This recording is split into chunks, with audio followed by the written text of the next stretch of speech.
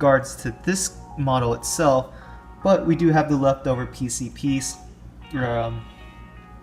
We have the E pieces and the L piece, and we also have the leftover K piece. And this is interesting because this traditionally would go on Gunpla with more human anatomy, specifically the head. So you get an extra piece. That's pretty cool. And you almost use up all the stickers except for the numbers, and I think this is pretty cool.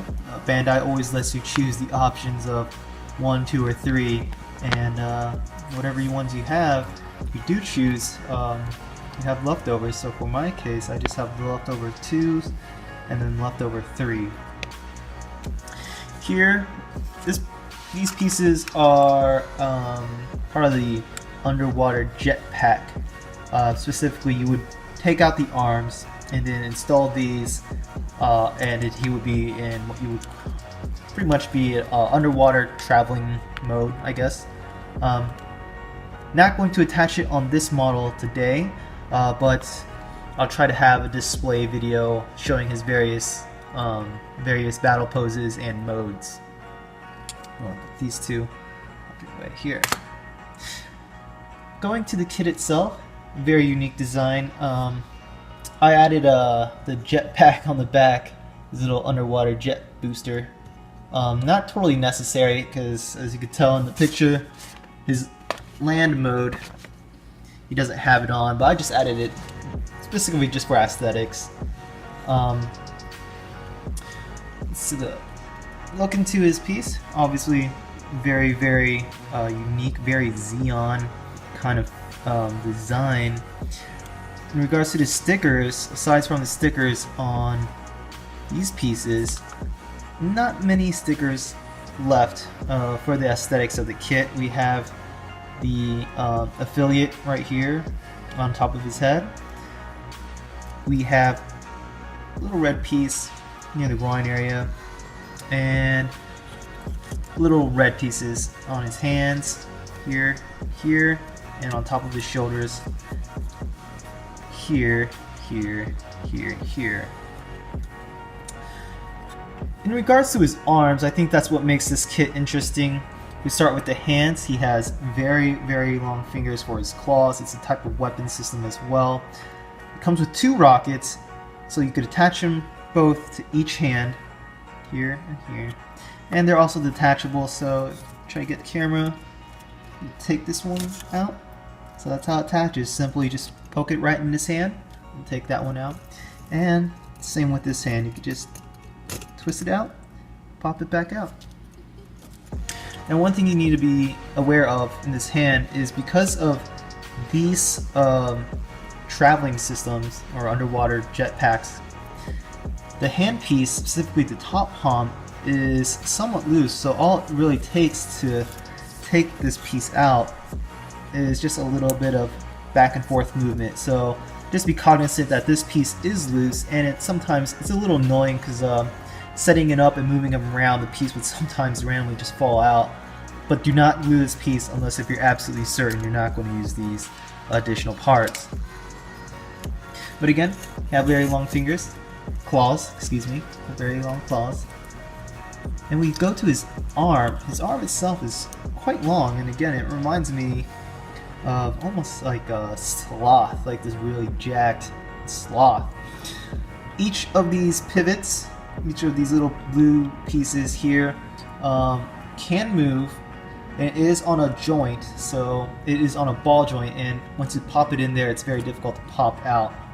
But each of them individually can move. So we move this piece, we move this piece, and then we can move this piece a little bit. Yeah, just a little bit. His shoulders, obviously he has a very wide shoulder piece here. You could twist all the way around. He could raise his hand laterally and about this high. Yeah, very nice. The joint piece for his shoulders is in there pretty snug, so no need to worry about that falling out. And same thing with the other side. again, each little blue piece here has its own maneuver, so he'd be able to hang his hands out and sort of just flop it on the ground like that because it's so long. It would connect, his hand would connect to his wrists. Yeah, just like this, just pop it in there, and you can see the little PC part here. Hopefully, you can just pop his hand right in there. And I don't want to jam it in too tight. There we go. Again, his shoulders, and we could look at how far this guy could pretty much, if we raise both hands like such, so he's sort of like helicopter mode, we could twist him all the way around. There it is, all the way around. So no immobility there. Looking at his eyes, it's interesting because his eyepiece is actually not stickers, it's actually an actual part. But the dark blue, so you can see his eyes, hopefully you can, it's dark pink, dark red. But the lining around his eyes, that is a sticker part, and that's definitely take your time to put the piece on that,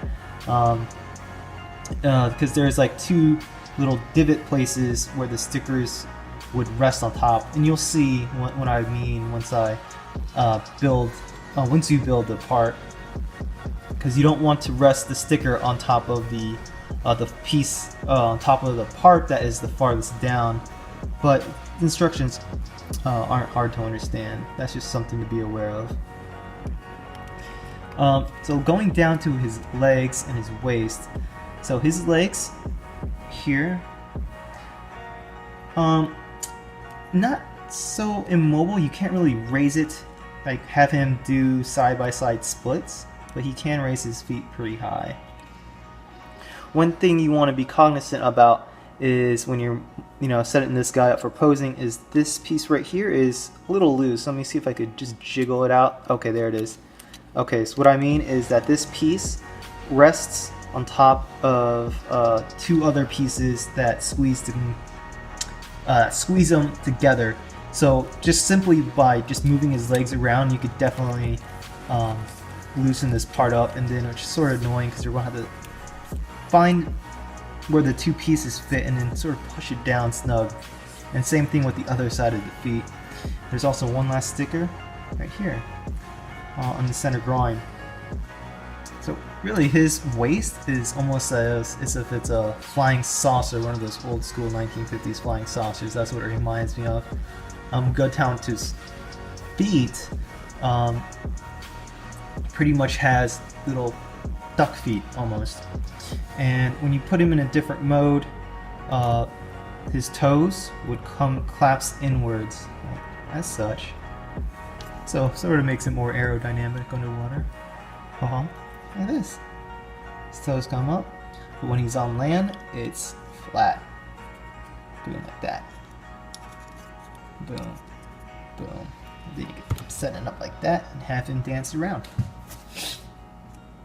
One thing I would also like to bring up when you're building this model, if you haven't already, maybe this is just me, but I think that this kit, if you're not taking the time to remove the nubs and seam lines, it's really going to show. I think it's because of the light blue color and the nubs. The little snags are white, so it makes it stick out really bad. So definitely use carefully a hobby knife or your nippers to remove the nub marks and to remove any white stains, because I think it just sort of makes it look like this kit has chicken pox if you don't clean it up very well. So yeah, sorry I can't really put him in the underwater mode, but I will try to make a display video with him and the various battle poses and his modes. And here are the two little rockets. I'm just right there. But I will try to make a video, so it'll be a better explanation, a better visual explanation at least on what it would look like. Real quick, you just turn this thing on, wherever this side, where the on button is. There you go. And what I mean is, looking here, he has this mode right here, and I'll put him in this mode on another video. But yeah, stickers on those, and that is it for this review. Definitely take your time to build this kit. Remove the seam lines, remove the nub marks, and I think this kit will look phenomenal. Not a lot of stickers, not a lot of, I don't think this kit is right for a panel lining, unlike some other models, but that's just me. Very unique kit, very lengthy arms, used for aquatic purposes for the Xeon Forces. And if you have any questions, just leave it down in the comments. And thanks for watching the video, and I will see you guys next time. Peace out.